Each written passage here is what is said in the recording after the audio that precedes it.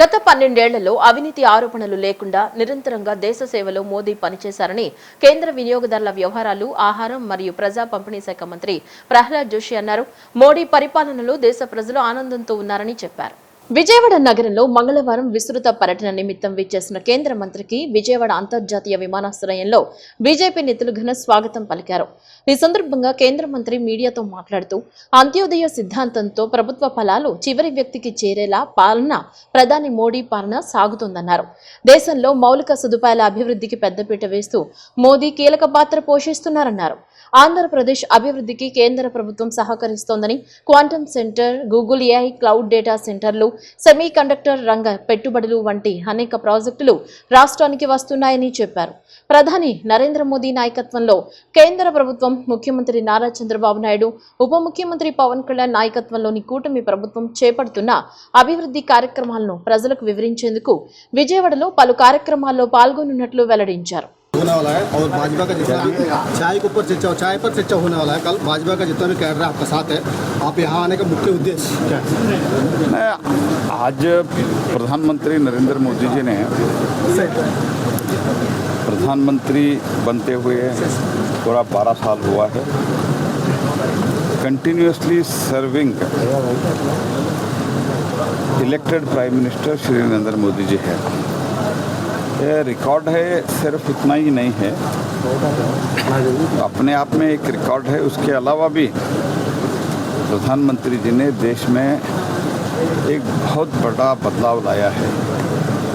वो इंफ्रास्ट्रक्चर में हो, हमारे ओवरऑल पॉवर्टी इरेडिकेशन में हो, और ऐसे सभी क्षेत्रों में बहुत बड़ा बदलाव लाया है। उसमें तो एक हमारा जो डिप्लोमेटिक रिलेशन है और विश्व स्तर भारत का जो कदर है ये बढ़ रहा है। इस सब के बारे में जनता के साथ चर्चा करना और एक जागृति निर्माण करने के लिए मैं इधर आया हूँ।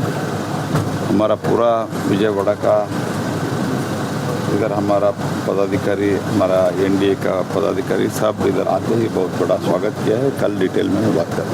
सर, जो यहाँ पर जो है 11% जो है कि अपना भाजपा का जो वोट शेयरिंग है, आगे चलकर 2019 में कितना वोट परसेंट बनने का क्षमता है और उसके तहत आप क्या कार्रवाई करने वाले हैं? हम एनडीए एज ए एनडीए हम इधर लड़ रहे हैं और हम एनडीए के ही सोच मन में रख के आगे काम करेंगे। వైసీపీ అధినేత వైఎస్ జగన్మోహన్ రెడ్డిపై ఏపీ ఎక్సైజ్ గనుల శాఖ మంత్రి కొల్లు రవీంద్ర తీవ్ర ఆగ్రహం వ్యక్తం చేశారు. ఏపీ లిక్కర్ స్కామ్ భారతదేశంలోనే అతిపెద్ద కుంభకోణమని ఆరోపించారు. ఈ కుంభకోణంలో 50 మందికి పైగా ముద్దాయిలు ఉన్నారని తెలిపారు. జగన్ నేతృత్వంలో జరిగిన అక్రమాల్లో మరిన్ని అసలు వాస్తవాలు త్వరలో బయటకు వస్తాయని చెప్పుకొచ్చారు. ఈడీ కూడా దీనిపై విచారణ చేపట్టడంతో కొత్త పేర్లు కూడా బయటకు వస్తాయని తెలిపారు. మద్యం కుంభకోణంలో సూత్రధారులెవ్వరూ తప్పించుకోలేరని మంత్రి కొల్లు రవీంద్ర హెచ్చరించారు. అస్తవ్యస్త విధానాలతో ఎక్సైజ్ శాఖను వైసీపీ ప్రభుత్వం నాశనం చేసిందని ధ్వజమెత్తారు. 2024 ఎన్నికల్లో కూటమి ప్రభుత్వానికి దాదాపు 94% మ్యాండేట్ ఇచ్చి ఈ రాష్ట్రంలో ఒక మంచి పరిపాలన అందించగల సమర్థవంతమైన నాయకత్వం అటు గౌరవ ముఖ్యమంత్రి చంద్రబాబు నాయుడు గారు, ఉప ముఖ్యమంత్రి వర్యులు పవన్ కళ్యాణ్ గారు, అలాగే ముఖ్యంగా యువ నాయకుడు నారా లోకేష్ గారు ఈ 2 సంవత్సరాల వ్యవధిలో ఒక చక్కటి పరిపాలన అందిస్తూ విధ్వంసం నుంచి వికాసం వైపు ఇవాళ రాష్ట్రాన్ని పరుగులు తీపిస్తూ ఉన్నాం. మరి ఆనాడు జరిగినటువంటి విధ్వంసాలని మరొకసారి ఈ సందర్భంగా గుర్తు చేసుకోవాలని ముఖ్యంగా అన్ని డిపార్ట్మెంట్స్ని అస్తవ్యస్తం చేశారు. సంపూర్ణ మద్యపాన నిషేధం చేస్తాను, మద్యపాన నిషేధం చేయకపోతే మళ్ళీ 2024 ఎన్నికలకి వెళ్ళనని కూడా చెప్పినటువంటి వ్యక్తి జగన్మోహన్ రెడ్డి గారు. అధికారంలోకి వచ్చిన తర్వాత దశల వారీగా మద్యపాన నిషేధం చేస్తానని చెప్పారు. ఈ 2 మాటలు కూడా ఆయన మాట తప్పి మరి ముఖ్యంగా మహిళలకి వెన్నుపోటు పొడిచాడు. తర్వాత చెప్పారు 5 స్టార్ హోటల్స్కే పరిమితం చేస్తాను, ఎక్కడ కూడా షాప్స్ని అన్నిటి కూడా మద్యపాన నిషేధం చేస్తానని చెప్పాడు. కానీ ఆ రోజు 2020 సంవత్సరంలో 4380 షాపుల నుంచి తగ్గించినట్టు చూపించి తిరిగి మళ్ళీ పెంచేశారు. పెంచడమే కాకుండా మద్యం రేట్లు కూడా 75% రేట్లు పెంచేశారు. అంటే సామాన్యుడికి దోపిడీ చేశారు. ఆ రోజు 75% రేట్లు పెంచడం వల్ల మొత్తం వ్యవస్థలో అక్కడి నుంచే విపరీతంగా ఎక్సైజ్ నేరాలు పెరిగిపోయినాయి. 321% పెరిగింది. అందుట్లో అరెస్ట్ అయిన వ్యక్తులు దగ్గర దగ్గర 466% పెరిగిపోయారు.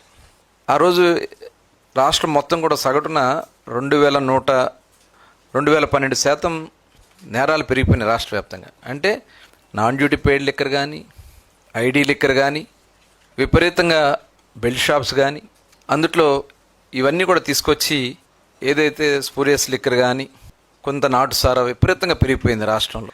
అనేక మంది మరి ఆ లిక్కర్ తీసుకుని మరి ప్రాణాలు కూడా కోల్పోతున్నటువంటి సందర్భాలు ఉన్నాయి. ఈ నాన్ డ్యూటీ పెయిడ్ లిక్కర్ తీసుకురావడం వల్ల రాష్ట్ర ఆదాయం పోయింది. ముఖ్యంగా బోర్డర్ జిల్లాల్లో అయితే మొత్తం పక్క రాష్ట్రాల్లో షాపులు కూడా తీసుకొచ్చి మన బోర్డర్లో పెట్టుకున్నారు. చాలామంది బోర్డర్ జిల్లాల నుంచి అంటే బ్రాండ్లు కూడా లేవు. ఆ రోజున వాళ్ళు చేసినటువంటి విధానాల వల్ల అసలు ముఖ్యంగా దీనికి వాళ్ళు ఏదైతే ఎక్సైజ్ డిపార్ట్మెంట్ని కూడా ముక్కలు చేశారు. అంటే వాళ్ళకి అనుకూలంగా మార్చుకున్నారు. ఆ రోజు వరకు ఉన్నటువంటి ఎన్ఫోర్స్మెంట్ వింగ్ని అంతా కూడా తీసి ఎస్సీబీ అని అని పెట్టి ఎక్సైజ్ డిపార్ట్మెంట్ నుంచి తీసుకు వాళ్ళని పోలీసుతో కూడా లింక్ చేసి వాళ్ళకి ఎటువంటి అధికారాలు లేకుండా చేశారు. రాష్ట్రంలో జంగిల్ రాజ్ పాలన కొనసాగుతోందని మాజీ మంత్రి అంబటి రాంబాబు తీవ్ర విమర్శలు చేశారు. రాష్ట్రంలో ప్రజాస్వామ్య విలువలు, రాజ్యాంగ వ్యవస్థలు పూర్తిగా దెబ్బతింటున్నాయని, ఏ నియంత పాలన కూడా ఇంతకంటే దారుణంగా ఉండదన్నారు. అధికార పార్టీ ఎమ్మెల్యేలు రాజ్యాంగ విరుద్ధ శక్తులుగా వ్యవహరిస్తూ సెటిల్మెంట్లు, మద్యం, ఇసుక తదితర అక్రమ కార్యకలాపాలకు పాల్పడుతున్నారని ఆరోపించారు. రెడ్ బుక్ ను చేతిలో పెట్టుకుని హద్దులు మీరి ప్రవర్తిస్తున్నారని, ఏకంగా ప్రజల ఇళ్లపై దాడులకు కూడా దిగుతున్నారని విమర్శించారు. ఇటీవల ఎమ్మెల్యే చింతమనేని ప్రభాకర్ తమ పార్టీ నాయకుడు ఈడ్పుగంటి శ్రీనివాసరావు ఇంటిపై నేరుగా దాడికి పాల్పడ్డారని ఆరోపించారు. దాడి చేసిన వ్యక్తిపై చర్యలు తీసుకోవాల్సింది పోయి బాధితుడైన ఈడ్పుగంటి శ్రీనివాసరావు పైనే కేసు నమోదు చేయడం రాష్ట్రంలో నెలకొన్న పరిస్థితులకు నిదర్శనమని అంబటి రాంబాబు పేర్కొన్నారు. అంబేద్కర్ గారి రాజ్యాంగం అమలు లేదు. ఒక రెడ్ బుక్ రాజ్యాంగాన్ని రచించాం, అది మీకు ఇస్తున్నాం, మీరు రెచ్చిపోండి, ఆ ప్రకారంగానే చేయండి అని పోలీసు వ్యవస్థకి, అదేవిధంగా తెలుగుదేశంలో ఉన్నటువంటి యోధులకి, ఎమ్మెల్యేలకి అప్పజెప్పేటటువంటి ప్రయత్నం చేస్తున్నారు. ఎమ్మెల్యేలు రాజ్యాంగ వ్యతిరేక శక్తులుగా తయారైపోయారు. వాళ్ళ ఇష్టం ఎమ్మెల్యేలు. పోలీసుల్ని, పోలీసు అధికారుల్ని వాళ్లే పోస్టింగ్లు ఎంచుకుంటారు. వారి సహాయంతో దారుణమైనటువంటి కార్యక్రమాలు చేస్తారు. ఇంత భయంకరమైనటువంటి పరిపాలన భారతదేశంలో లేదు, ఆంధ్రప్రదేశ్లో ఇంతకు ముందు ఎప్పుడూ లేని విధంగా చంద్రబాబు నాయుడు గారి పరిపాలన చేసినప్పుడు కూడా ఇంత దారుణంగా లేదు. ఇది చంద్రబాబు నాయుడు గారి పరిపాలన. వారిని ఎవరన్నా విమర్శించామనుకోండి ఊరుకోరు, కేసులు పెడతారు, పోలీస్ స్టేషన్కి పిలిపిస్తారు, జైల్లో పెట్టిస్తారు, బెయిల్ రాకోకుండా చేస్తారు. అంటే బెదిరించేటటువంటి ధోరణి. మమ్మల్ని ఎవరు విమర్శించడానికి వీల్లేదు, మేము చేస్తున్నటువంటి అన్యాయాన్ని, అక్రమాలని బయటకు రానివ్వడానికి వీల్లేదు అనేటువంటి భావనతో ఇవాళ రాష్ట్రంలో ఉన్నటువంటి శాసనసభ్యులు, తెలుగుదేశం నాయకులు ప్రవర్తిస్తున్నారు. ఈ దౌర్జన్యకాండకు అంతు లేకోకుండా పోయింది. ఏమిట్రా ఈ ప్రభుత్వం ఇంత దారుణంగా వ్యవహరిస్తుంది అని కామన్ మ్యాన్ అనుకునే దశకు వెళ్ళిపోయింది. దెందులూరు శాసనసభ్యులు చింతమనేని ప్రభాకర్ గారు, ఆయన ఒక ఇంటి మీదకి వెళ్ళాడు. సరే, జనరల్గా ఏం చేస్తున్నారంటే ఎవరైనా గిట్టకపోతే దాడులు చేయించుతున్నారు. ఎవరిని పంపించి? పోలీసులను అండగా పంపించి, తెలుగుదేశం కార్యకర్తలను పంపించి దాడులు చేయించుతున్నారు, బెదిరిస్తున్నారు. ఆ దశపోయింది. ఎమ్మెల్యే గారే దాడికి వెళ్తున్నాడు. చూసారా చిత్రం? ఎమ్మెల్యే గారే దాడికి వెళ్ళిపోయాడు. ఎందుకు వెళ్ళిపోయాడు? తను విమర్శించాడట, తాను చేస్తున్నటువంటి ఘోరాలను బయట పెట్టాడట. ఎవరైనా వైసీపీ కార్యకర్తలు ఉన్నారా? కాదు. పోనీ ఎవరైనా తెలుగుదేశం ఆయనే. తెలుగుదేశంలో కూడా లీగల్ సెల్కి కార్యదర్శిగా రాష్ట్రంలో పనిచేస్తున్నటువంటి ఈడుపుగంటి శ్రీనివాసరావు గారు, ఆయన దెందులూరులో జరుగుతున్నటువంటి వ్యాపారాలు అంటే అక్రమ వ్యాపారాల గురించి, పొలాలు ఆక్రమించుకొని దానిలో మైనింగ్ చేసుకొని ప్రైవేటు వ్యక్తుల మీద ఆ ట్యాక్సులు వేసేటటువంటి కార్యక్రమాలు చేస్తున్నారని ఆయన 2-3 ప్రెస్ మీట్లు పెట్టాడట. మరి ఎందుకు పెట్టాడో వాళ్ళిద్దరి మధ్యన ఏం తాగాదో వచ్చిందో మనకు తెలియదు. ఇద్దరు చంద్రబాబు నాయుడు గారు శిష్యులే. ఆయన ఇంటి మీదకి వెళ్ళాడండి అర్ధరాత్రి మీద. వెళ్ళిపోయి ఇంటి తలుపులు కొట్టాడు. వాడన్నా ఉండాలి, నేనన్నా ఉండాలి, తేల్చేసుకుంటాం, బాగా ఏమైపోయింది అయిపోయింది. కృష్ణా జిల్లాలో జన్మించిన యువ కెరటం దివ్యాంగుల క్రికెటర్ యశ్వంత్ నాయుడికి సుజనా ఫౌండేషన్ ప్రోత్సాహం అందించారు. పుట్టుకతోనే దివ్యాంగుడు కానీ క్రికెట్ ఆటలో ఎంతగానో రాణిస్తూ ఆంధ్రప్రదేశ్కు మంచి పేరు ప్రఖ్యాతులు తీసుకొస్తున్నారు. సామాజికవేత్త ఆకుల శ్రీనివాస్ కుమార్ 10,000 ఆర్థిక సాయం అందించారు. భారత డెఫ్ క్రికెట్ జట్టులో అద్భుతంగా రాణిస్తున్న ఫాస్ట్ బౌలర్ యశ్వంత్ నాయుడు రావూరి భవిష్యత్తులో మరిన్ని ఉన్నత శిఖరాలను అధిరోహించేందుకు సుజనా ఫౌండేషన్ తరపున పూర్తి ప్రోత్సాహాన్ని అందిస్తామని గౌరవ శాసనసభ్యులు సుజనా చౌదరి కార్యాలయ కార్యదర్శి శ్రీధర్ తెలియజేశారు. ఈ సందర్భంగా యశ్వంత్ నాయుడిని అభినందిస్తూ నేడు ప్రముఖ సామాజికవేత్త ఆకుల శ్రీనివాస్ కుమార్ 10,000 నగదు ప్రోత్సాహాన్ని అందజేశారు.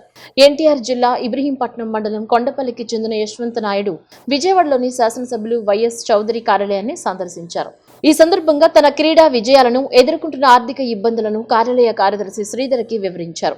పుట్టుకతోనే వినికిడి లోపం ఉన్నప్పటికీ ఎన్నో ఇబ్బందులను అధిగమించి 2017లో బంగ్లాదేశ్లో జరిగిన 2వ T20 ఆసియా కప్ డెఫ్ క్రికెట్ ఛాంపియన్షిప్ లో భారత జట్టు తరపున ఆడి విజేతగా నిలవడంలో యశ్వంత్ కీలక పాత్ర పోషించారు. ఆ సమయంలో అప్పటి భారత రాష్ట్రపతి గౌరవ్ ప్రణబ్ ముఖర్జీ చేతుల మీదుగా సత్కారం కూడా పొందారు. ప్రభుత్వ క్రీడా కోట జీవో నెంబర్ 4/19/2025 ప్రకారం తనకు ప్రభుత్వ ఉద్యోగ అవకాశం కల్పించేలా చొరవ చూపాలని యశ్వంత్ నాయుడు ఈ సందర్భంగా వినతి పత్రం సమర్పించారు. దీనిపై కార్యాలయ కార్యదర్శి శ్రీధర్ సానుకూలంగా స్పందించారు. యశ్వంత్ నాయుడు ప్రతిభను అభినందిస్తూ అతనికి ఉద్యోగ ఉపాధి అవకాశాలు లభించేలా శాసనసభ్యులు సుజనా చౌదరి దృష్టికి తీసుకువెళ్లి ప్రభుత్వం ద్వారా తగిన న్యాయం జరిగేలా చూస్తామని హామీ ఇచ్చారు. అంగవైకల్యం ఉన్న పట్టుదలతో దేశానికి కీర్తి తెచ్చిన యశ్వంత్ లాంటి యువ క్రీడాకారులకు సుజనా ఫౌండేషన్ ఎల్లప్పుడూ అండగా ఉంటుందని స్పష్టం చేశారు. ఈ కార్యక్రమంలో పలువురు ముఖ్య నాయకులు, కార్యాలయ సిబ్బంది పాల్గొన్నారు. రాష్ట్రంలో అప్రకటిత ఎమర్జెన్సీ కొనసాగుతోందని ప్రశ్నించే గొంతుకులపై సీఎం చంద్రబాబు నాయుడు ప్రభుత్వం పోలీస్ వ్యవస్థను ఉపయోగించి ఆర్గనైజ్డ్ క్రైమ్ కు పాల్పడుతోందని వైఎస్ఆర్సీపీ లీగల్ సెల్ అధ్యక్షుడు ఎం మనోహర్ రెడ్డి ఆరోపించారు.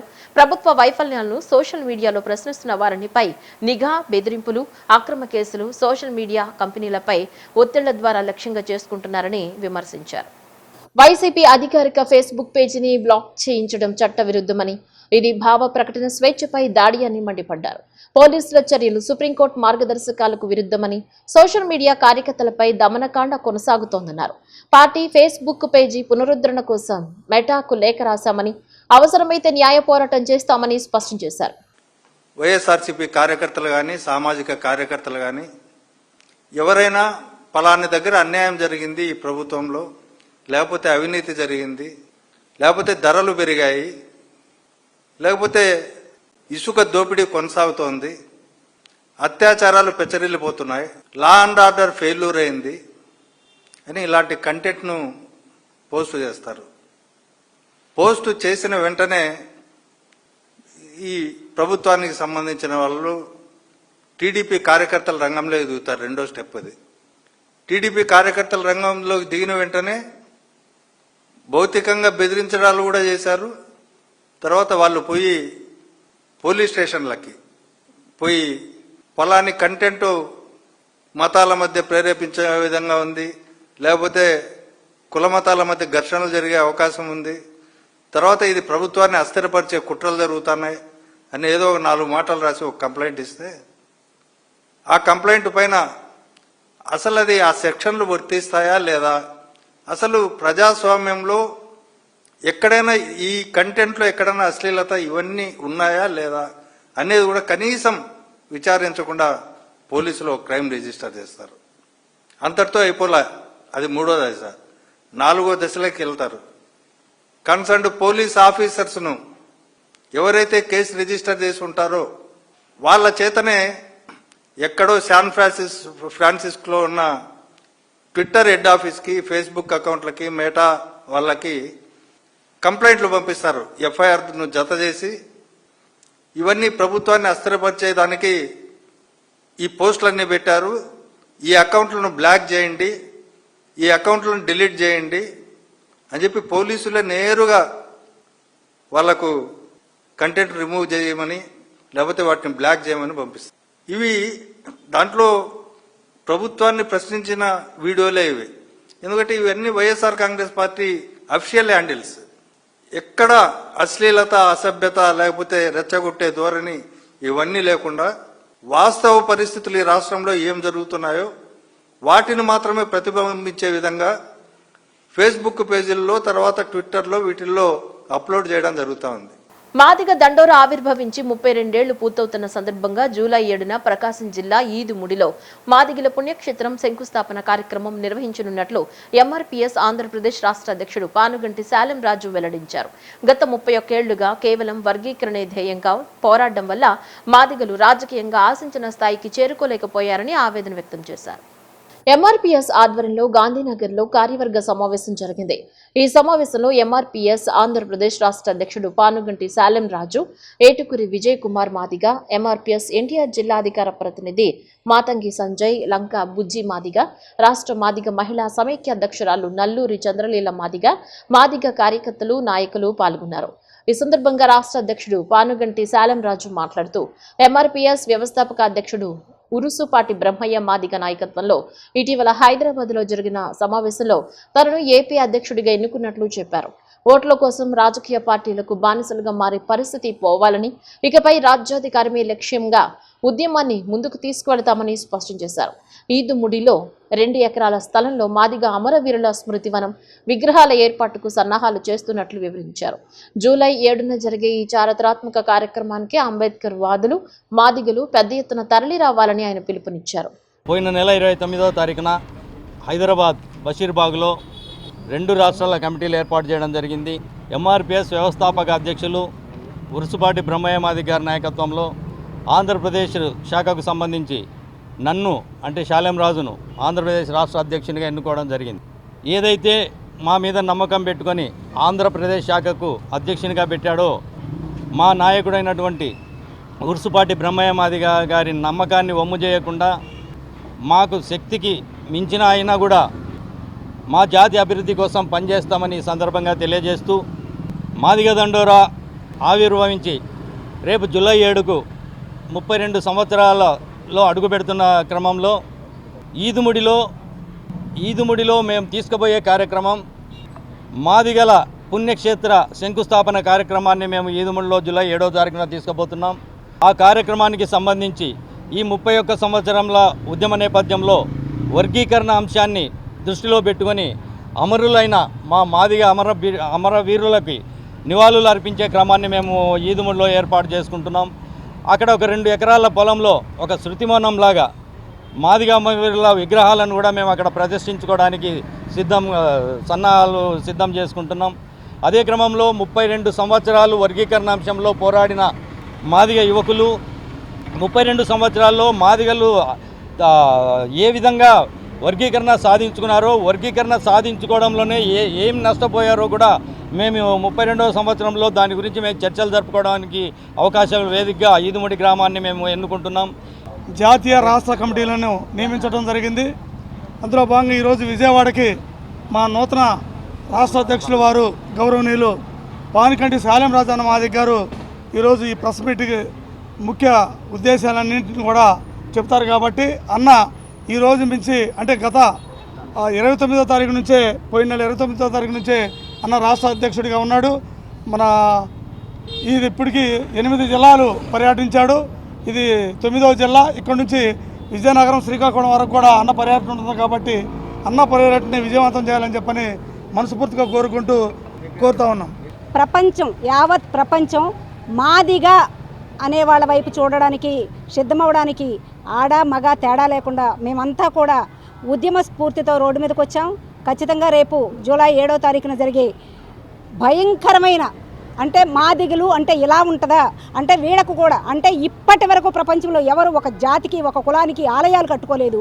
కానీ మా జాతికి మేము ఒక పుణ్యక్షేత్రాన్ని నిర్మించుకొని దానిలో అనేక విధాల వృద్ధులేంటి, మా వికలాంగులేంటి, ఐఏఎస్ ఐపీఎస్ కోచింగ్తో సహా మేము మా పిల్లల్ని చదువులో కూడా ముందుకు తీసుకెళ్లాలనే ఆలోచనతో మా వ్యవస్థాపక అధ్యక్షులు ఉరుసుపాటి బ్రహ్మయ్య గారి నాయకత్వంలో మాకు ఇప్పుడు కొత్తగా మమ్మల్ని కమిటీగా నిర్మించారు. మేమంతా రాష్ట్ర పర్యటనలో భాగంగా ఇప్పుడు ఉమ్మడి కృష్ణాకి ఇక్కడ మేము వచ్చాము. పశ్చిమ బెంగాల్లో అధికారంలోకి వచ్చిన కొద్ది కాలంలోనే బీజేపీ ప్రభుత్వం చిరు వ్యాపారాలను తొలగించే ప్రయత్నాలు చేయటం సిగ్గుచేటని ఎన్టీఆర్ జిల్లా సిఐటియు ఉపాధ్యక్షుడు దొనేపుడి కాశీనాథ్ విమర్శించారు. చిన్న వ్యాపారుల జీవనోపాధిపై దెబ్బ కొట్టే చర్యలను వెంటనే విరమించుకోవాలని, లేకపోతే దేశవ్యాప్తంగా కార్మికులు చిరు వ్యాపారుల ఆగ్రహాన్ని ఎదుర్కోవాల్సి వస్తుందని హెచ్చరించారు. పశ్చిమ బెంగాల్లోని జాదవ్పూర్ రైల్వే స్టేషన్ పరిసరాల్లో దాదాపు 40 ఏళ్లుగా వ్యాపారాలు నిర్వహిస్తున్న చిరు వ్యాపారులను బలవంతంగా తొలగించే చర్యలను నిరసిస్తూ విజయవాడ హాకర్స్ అండ్ తోపుడు బండ్ల యూనియన్ ఆధ్వర్యంలో బీసెంట్ రోడ్ మహంతి మార్కెట్ వద్ద ధర్నా నిర్వహించారు. ఈ కార్యక్రమంలో ఎన్టీఆర్ జిల్లా సిఐటియు ఉపాధ్యక్షుడు Donipudi Kashinath, central city CITU ప్రధాన కార్యదర్శి కె దుర్గారావు పాల్గొన్నారు. ఈ సందర్భంగా వారు మాట్లాడుతూ చిరు వ్యాపారులు దశాబ్దాలుగా అక్కడే జీవనోపాధి పొందుతున్నారని, వారి కుటుంబాలు పూర్తిగా ఈ వ్యాపారాలపైనే ఆధారపడి ఉన్నాయని తెలిపారు. అలాంటి వారిని ప్రత్యామ్నాయ ఏర్పాట్లు లేకుండా తొలగించడం అన్యాయమని పేర్కొన్నారు. అలాగే వ్యాపారులను రక్షించాలంటూ న్యాయ పోరాటం చేస్తున్న వారిపై అక్రమ కేసులు నమోదు చేయడం, వారికి మద్దతుగా నిలిచిన ప్రజా సంఘాల నాయకులు, మాజీ ఎంపీలు, విద్యార్థి నాయకులపై పోలీసులు లాఠీ చార్జ్ చేయడం అత్యంత ఖండనీయమన్నారు. ప్రజాస్వామ్య హక్కుల కోసం పోరాడుతున్న వారిని అణచివేయడం సరైన పద్ధతి కాదని విమర్శించారు. చిరు వ్యాపారులు, కార్మికుల జీవన హక్కులను కాపాడాలని, వారిపై వేధింపులు నిలిపివేయాలని డిమాండ్ చేశారు. లేని పక్షంలో దేశవ్యాప్తంగా ఉద్యమాలు ఉధృతం చేస్తామని హెచ్చరించారు. ఈ కార్యక్రమంలో సిఐటియు సెంట్రల్ సిటీ కార్యదర్శి ఎం సోమేశ్వరరావు, కార్యనిర్వాహక కార్యదర్శి బాలబొమ్మ లక్ష్మణ్, హాకర్స్ యూనియన్ అధ్యక్షుడు బెవర వెంకటేశ్వరరావు, కార్యదర్శి సిహెచ్ మురళి, నాయకులు ఎస్కే మస్తాన్, లక్ష్మి తదితరులు పాల్గొన్నారు. దేశంలో మోడీ ప్రభుత్వం వచ్చి 12 సంవత్సరాలు అవుతా ఉంది. ఈ 12 సంవత్సరాల్లో పేద, మధ్యతరగతి, చిరు వ్యాపారుల పొట్టగొట్టడమే తప్ప, వాళ్ళ మీద భారాలు వేయడమే తప్ప ఈ మోడీ ప్రభుత్వానికి ఇంకేమీ కనపట్ల. ఈయన చేసినటువంటి అభివృద్ధి ఏమైనా ఉంది అని అంటే పెట్రోలు, డీజిలు, గ్యాసు ధరలు పెంచడం, సామాన్యమైనటువంటి టిఫిన్ బండ్లు పెట్టుకునేటువంటి ఆకర్ల మీద తన దుష్ట చేష్టల్ని, దుష్ట చర్యల్ని కొనసాగించడం. పేరుకి మాది ప్రజాప్రభుత్వం, మంచి ప్రభుత్వం, అభివృద్ధి ప్రభుత్వం అని చెప్పుకునేటువంటి ఇక్కడున్న కూటమి ప్రభుత్వం కానీ, అక్కడున్న మోడీ ప్రభుత్వం కానీ ప్రజల మీద భారాలు వేసే ప్రభుత్వమే తప్ప ఇంకోటి కనపడటంలా. ఆశ్చర్యకరమైనటువంటి పరిణామం పశ్చిమ బెంగాల్లో అధికారం చేపట్టావో లేదో, అధికారానికి వచ్చావో లేదో 3వ రోజు కల్లా మొదలుపెట్టేశావు నీ దాడుల్ని. ఎవరి మీద? చిరు వ్యాపారుల మీద, ఆకర్ల మీద, తట్టా బుట్ట పెట్టే అమ్ముకునేటువంటి బల్లల మీద పెట్టుకుని అమ్ముకునేటువంటి చిరు వ్యాపారుల మీద నీ దాష్టీకాన్ని, నీ దౌర్జన్యాన్ని కొనసాగిస్తూ ఉన్నావు. కలకత్తా నగరంలో, పశ్చిమ బెంగాల్లో కలకత్తాకి దగ్గరలో ఉన్నటువంటి జాదవ్పూర్ అనేటువంటి చోట్ల ఆకర్లని తొలగించాలని చెప్పనేటువంటి నిర్ణయం తీసుకుంది ప్రభుత్వం. ఈ తొలగింపు చట్ట విరుద్ధం. ఈ తొలగింపు సామాన్యుడి పొట్టగొట్టడం తప్ప ఇంకోటి కాదని చెప్పనేటువంటిది అక్కడ ఉన్నటువంటి ఎంపీ సుజన్ భట్టాచార్య, అక్కడ ఉన్నటువంటి ఎస్ఎఫ్ఐ ఆల్ ఇండియా కార్యదర్శి సృజన్ దేవ్, మొత్తం వీళ్ళందరూ ఇద్దరూ కలిసి అడ్డుకున్నారు. ఏమయ్యా, పొట్టగొట్టొద్దయా, న్యాయం కాదయా అని చెప్పారని. వాళ్ళిద్దరితో పాటు హాకర్ల మీద కూడా లాఠీచార్జ్ చేసి తీవ్రంగా గాయపరిచి అరెస్టు కొనసాగించి వాళ్ళని తీసుకెళ్లి జైల్లో పెట్టినటువంటి రిమాండ్ విధించడం బట్టి చూస్తే మోడీ నీకు సిగ్గుందా? బీజేపీ ప్రభుత్వం నిజ స్వరూపం బెంగాల్లో నెల కాకముందే బట్టబయలైంది. బెంగాల్ రైల్వే స్టేషన్ దగ్గర 40-50 సంవత్సరాలుగా ఎటువంటి ఆటంకం లేకుండా, ఇబ్బంది లేకుండా వ్యాపారాలు చేసుకుంటున్న చిరు వ్యాపారస్తులపై బీజేపీ ప్రభుత్వం ఒకేసారి మూకమ్మడిగా దాడి చేయడంతో ఇవాళ గత్యంతరం లేని పరిస్థితులు ఇవాళ ఆకర్షు ఆ ప్రాంతంలో ఉన్నారు. వాళ్ళకు అండగా ఎంపీ గారు, అట్లాగే ఎస్ఎఫ్ఐ నాయకులు, సిఐటి నాయకులు అండగా నిలబడితే వాళ్ళ మీద లాఠీ చార్జ్ చేసి రక్తం వచ్చేటట్టు కొట్టి ఇవాళ జైలు పాలన చేయడం జరిగింది. బీజేపీ ప్రభుత్వం ఇవాళ పేదల పక్షాన ఉన్నటువంటి ఇదేనా? ఇవాళ కార్పొరేట్లకు అనుకూలంగా నువ్వు వ్యవహరిస్తూ ఇవాళ పేద ప్రజల్ని, మధ్యతరగతి ప్రజల్ని ఇబ్బంది పెడుతున్నావు. అందుకే వాళ్ళ బీజేపీ ప్రభుత్వానికి సమరగీతం పాడాలని చెప్పేసి అనేది ఇవాళ ప్రజలందరినీ, చిరు వ్యాపారస్తులు కూడా కోరుతున్నాం. మాజీ ఎంపీ కేశినేని నాని సోషల్ మీడియాలో చేస్తున్న వ్యాఖ్యలు, ఆరోపణలపై టీడీపీ సీనియర్ నేత మాదిగని గురునాథం తీవ్ర స్థాయిలో స్పందించారు. ప్రజలు ఇప్పటికే స్పష్టమైన తీర్పు ఇచ్చారని, ఫేస్బుక్ పోస్టులు లేదా సోషల్ మీడియా ప్రచారంతో ఆ తీర్పును మార్చలేరన్నారు.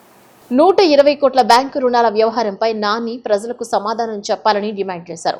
10 ఏళ్లుగా ఎంపీగా ఉన్న సమయంలో విజయవాడకు తీసుకొచ్చిన ప్రధాన అభివృద్ధి కార్యక్రమాలు ఏమిటో వివరించాలని ప్రశ్నించిన గురునాథం, ప్రజలు ఎందుకు తిరస్కరించారో ఆత్మ పరిశీలన చేసుకోవాలని సూచించారు. ప్రస్తుత ఎంపీ కేశినేని చిన్ని ప్రజల మధ్య ఉంటూ సమస్యల పరిష్కారానికి కృషి చేస్తున్నారని, నాని మాత్రం సోషల్ మీడియా రాజకీయాలకే పరిమితమయ్యారని విమర్శించారు. ఒక సంచలనాత్మకమైనటువంటి ప్రజల ఆకాంక్ష మేరకు ఒక రాజకీయ వ్యవస్థను అడ్డం పెట్టుకొని నాని అనేటువంటి ఒక వ్యక్తి విజయవాడ చరిత్రలో ఒక మాలవ్యలాగా అత్యంత ఒక స్కామ్, బ్యాంక్ స్కామ్ సంబంధించినటువంటి 120 కోట్ల రూపాయల యొక్క విషయాన్ని నిగ్గుదేల్చాలనేటువంటి అంశం ప్రజలందరూ కూడా అడుగుతూ ఉన్నారు.